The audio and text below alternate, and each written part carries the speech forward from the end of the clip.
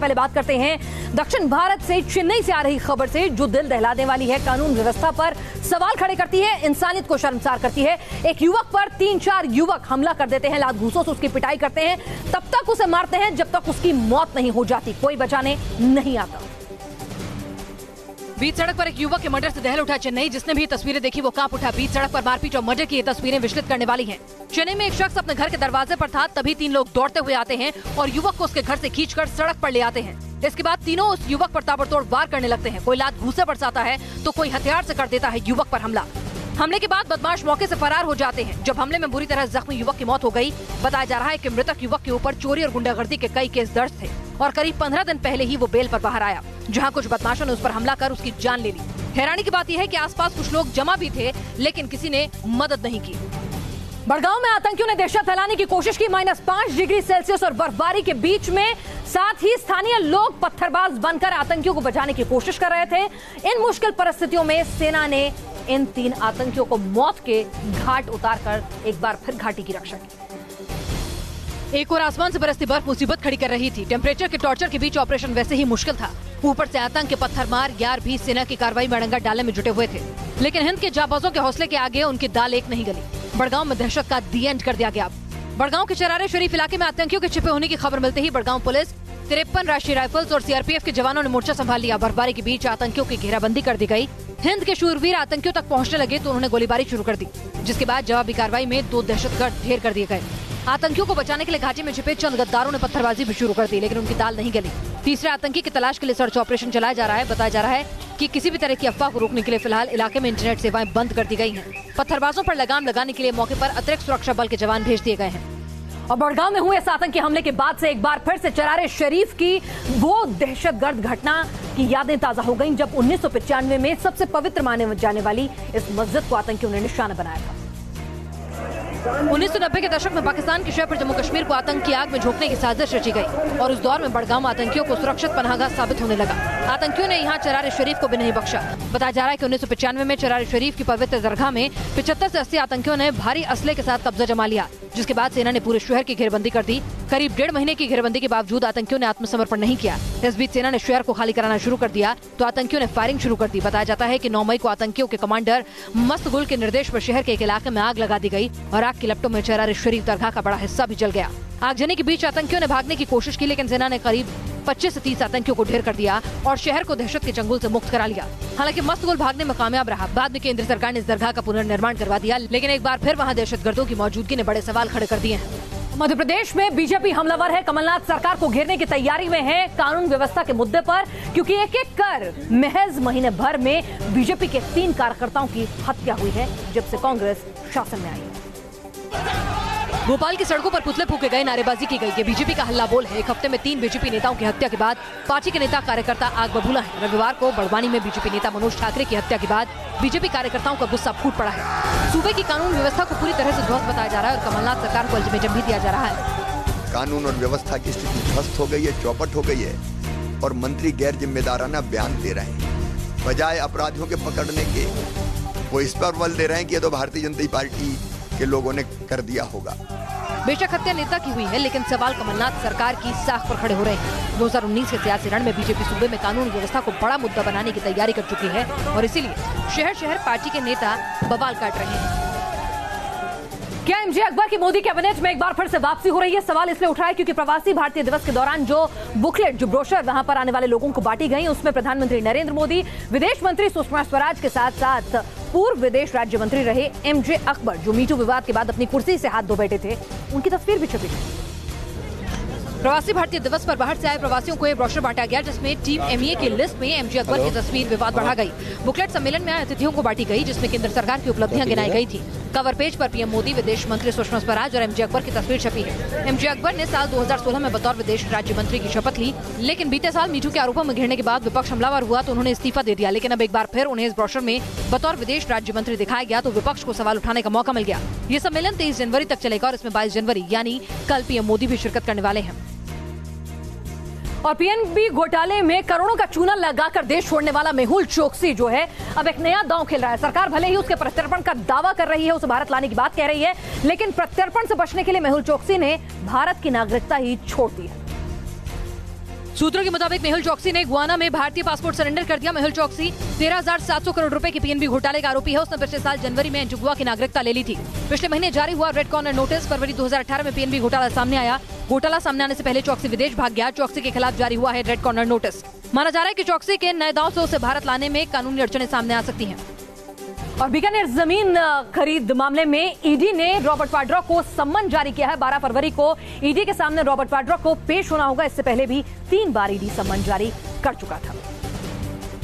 इसी मामले में अब रॉबर्ट वाड्रा और उनके पार्टनर्स को 12 फरवरी को प्रवर्तन निदेशालय के सामने पेश होना पड़ेगा। बीकानेर में जमीन खरीद के मामले की जांच ईडी करीब 4 सालों से कर रहा है। स्काईलाइट हॉस्पिटैलिटी के जो पार्टनर्स हैं उनको डायरेक्शन दिया है कि आप जाइए और ईडी अथॉरिटीज के सामने बयान रिकॉर्ड कराइए, फिर उस पर वो जांच करेंगे।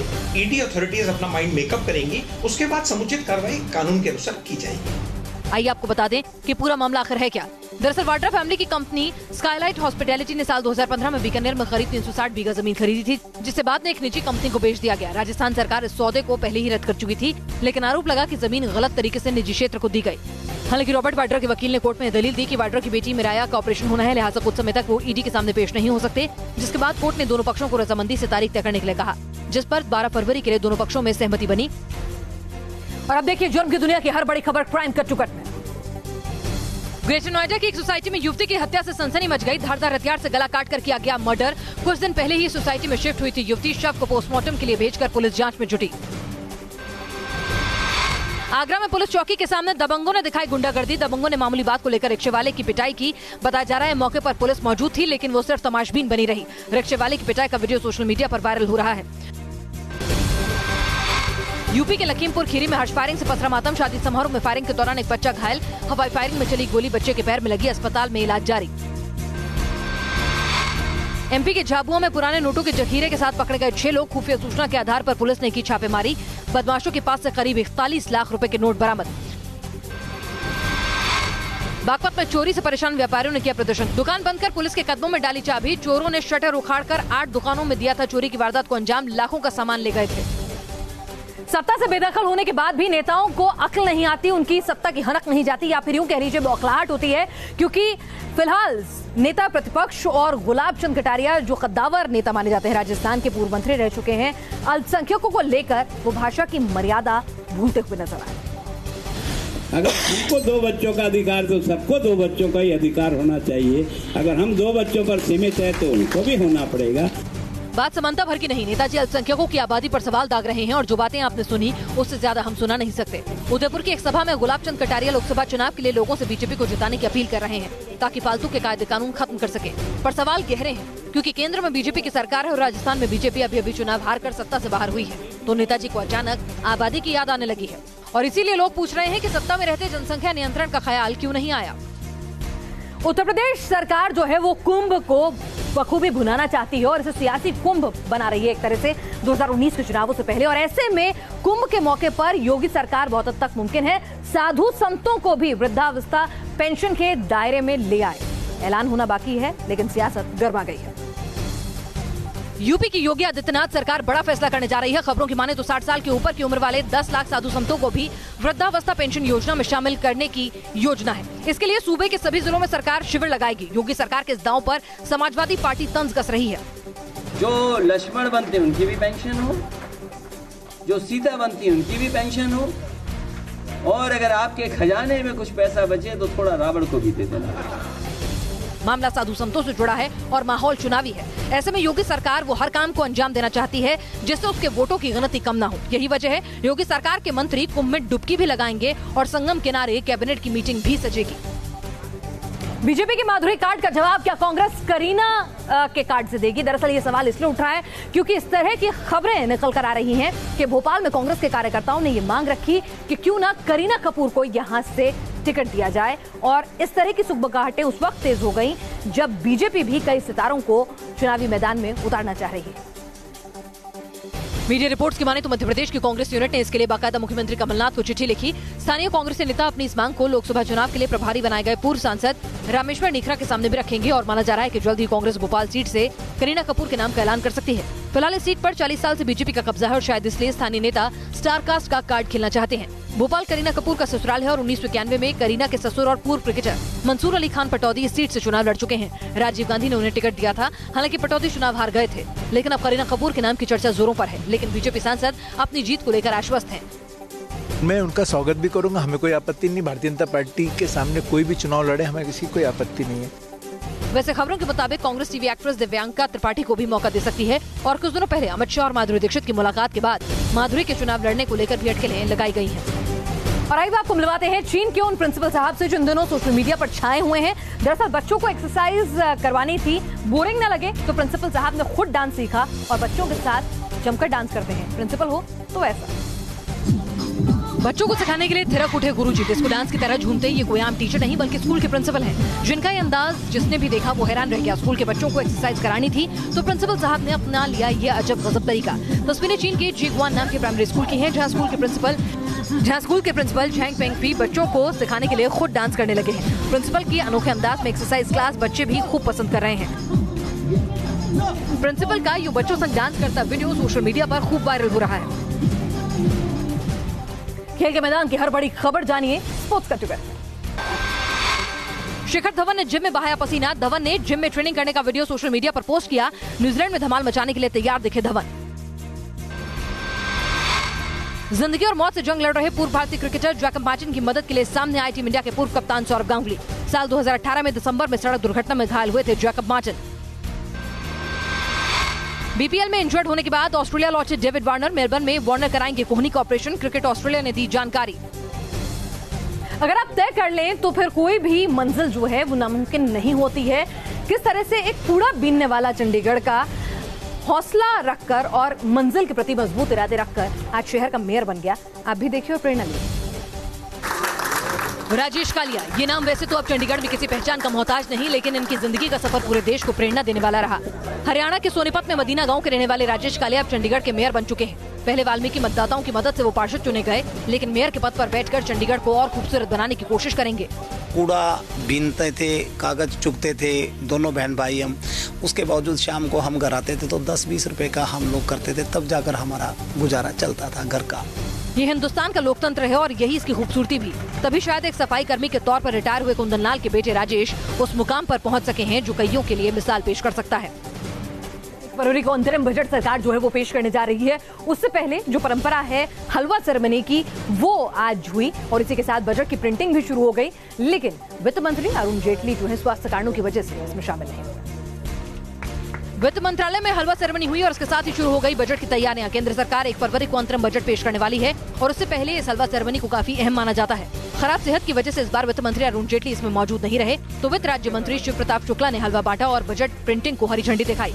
हलवा सेरेमनी बजट प्रक्रिया के आखिरी दौर की शुरुआत है। इसके बाद करीब 10 दिन तक वित्त मंत्रालय के करीब 100 कर्मचारी नॉर्थ ब्लॉक की प्रिंटिंग प्रेस में रहते हैं। उनको बाहर आने की इजाजत नहीं होती। सालों से यही परंपरा चली आ रही है। हलवे को काफी शुभ माना जाता है, इसलिए बजट की तैयारियों का काम भी हलवा बांट कर ही किया जाता है। और अब आपको दिखाते हैं भयावह तस्वीरें हादसे की जो हुआ बोलिविया में। 2 बसें आमने सामने से टकराई। एक बस आग के गोले में तब्दील हो गई। 35 लोगों की मौत हो गई। बोलिविया में बस हादसे के बाद नजर आया खौफनाक मंजर। यहाँ 2 बस आपस में टकरा गई। टक्कर इतनी जोरदार थी कि हादसे के बाद बस धू-धू कर चलने लगी। बस आग की लपटों में घिरी थी और इलाके में अफरा तफरी मची थी। बताया जा रहा है एक बस का ब्रेक फेल हो गया, जिससे वो दूसरी बस से जा टकराई। टक्कर से बस के अंदर रखे छोटे सिलेंडर फट गए और बस में भीषण आग लग गई। आग और धुएं का गुबार ऐसा कि बहुत से लोगों को बचकर निकलने का मौका नहीं मिला। हादसे में 35 लोगों की मौत की खबर है। 37 यात्री गंभीर रूप से घायल बताए जा रहे हैं। और ग्रीस में हजारों की तादाद में लोग सड़कों पर उतरे और हिंसक प्रदर्शन करने लग गए क्योंकि वो नाराज थे मैसेडोनिया का नाम बदलने को लेकर। नाम बदलने को लेकर ऐसा संग्राम छिड़ा कि ग्रीस में गरज उठे गोले। बेकाबू भीड़ पुलिस पर पथराव कर रही थी और पुलिस लोगों को रोकने के लिए आंसू गैस का इस्तेमाल कर रही थी। एथेंस के कई इलाकों में झड़प इतनी तेज हो गई कि आग की लपटें नजर आने लगी। आपको बता दें कि 1991 में यूगोस्लाविया से अलग होकर नया देश रिपब्लिक ऑफ मैसेडोनिया बना था। ग्रीस के कुछ हिस्सों को भी मैसेडोनिया कहा जाता है। इस पर दोनों देशों के बीच विवाद शुरू हो गया। लंबी बातचीत के बाद दोनों मुल्क रिपब्लिक ऑफ नॉर्थ मैसेडोनिया के नाम पर सहमत हो गए। नाम बदलने को लेकर ग्रीस में अगले हफ्ते वोटिंग है, लेकिन हजारों लोग इसका विरोध कर रहे हैं। एथेंस की सड़कों में हजारों प्रदर्शनकारी देश का झंडा लेकर और नारेबाजी करते हुए प्रदर्शन करने लगे। तभी उनकी सुरक्षा बलों से तीखी झड़प होती है, जिसमें कई लोगों के घायल होने की खबर है। और दुनिया की हर बड़ी खबर जानिए वर्ल्ड कप में। नॉर्दर्न आयरलैंड में हाईवे पर एक कार में अचानक हो गया धमाका। धमाके से इलाके में दहशत मच गई। सीसीटीवी में कैद तस्वीरों में एक संदिग्ध ड्राइवर गहरे रंग का कपड़े पहने हुए दिख रहा था। वो कार को सड़क पर खड़ी कर भाग गया और थोड़ी देर में कार में धमाका हुआ। इजरायल और ईरान के बीच फिर से तनातनी बढ़ी है। इजरायल की सेना ने सीरिया में ईरान के ठिकानों पे किए हमले। सीरिया को भी इजरायल ने दी धमकी कि उसके इलाकों में नुकसान पहुंचाने की कोशिश न करे सीरिया। इजरायल की सेना ने इससे पहले सीरिया के छोटे रॉकेट को भी हवा में ही खत्म करने का दावा किया था। कोलंबिया में कार धमाके के विरोध में लोगों ने निकाला मार्च। हाथों में पोस्टर और कोलंबिया का झंडा लिया हजारों लोग सड़कों पर उतरे। प्रदर्शन के दौरान कई लोग पुलिस से गले मिले और हमलावरों को कायर हत्यारे कहा। पिछले दिनों कोलंबिया में बोगोटा में हुए कार विस्फोट में 20 कैडेट की मौत हो गई थी।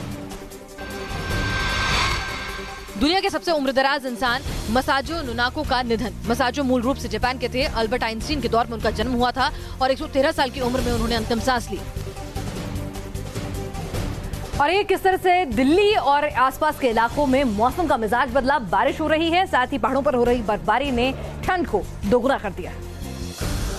दिल्ली एनसीआर में अचानक हुई बारिश और साथ ही राजधानी में फिर बढ़ गई सर्दी। दिल्ली समेत पूर्व उत्तर भारत में सुबह से ही धुंध और बादल छाए हुए थे और फिर दोपहर होते होते तेज बौछारें पड़ने लगी। कई जगह बूंदों के साथ ओले भी गिरे।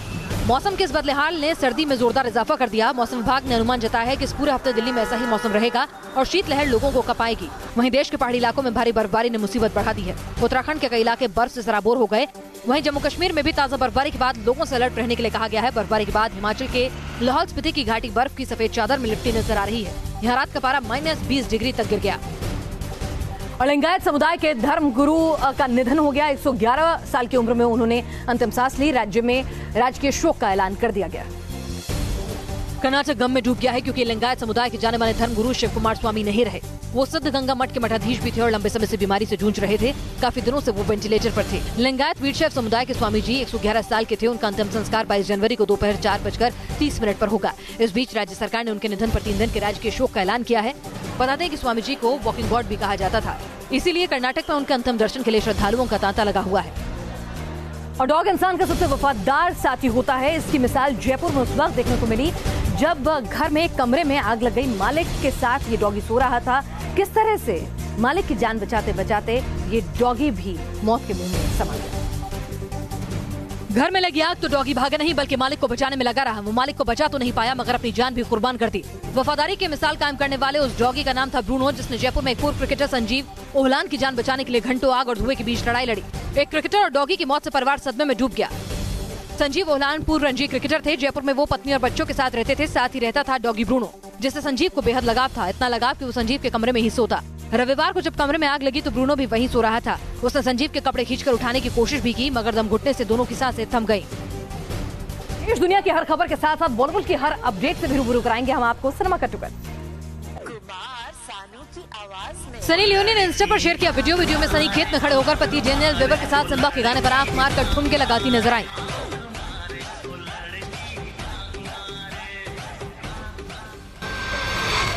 सोशल मीडिया पर सोनू निगम का एक वीडियो शेयर किया जा रहा है जिसमें एक फैन सोनू के साथ सेल्फी लेने के लिए पहुंचा। चलते चलते फैन ने सोनू को जैसे ही कंधे पर हाथ रखा, सोनू ने फैन का हाथ मरोड़ दिया। इससे पहले कि माहौल टेंशन वाला होता, सोनू ने मुस्कुराते हुए फैन के कंधे पर हाथ रखकर तसल्ली से फोटो खिंचवाई।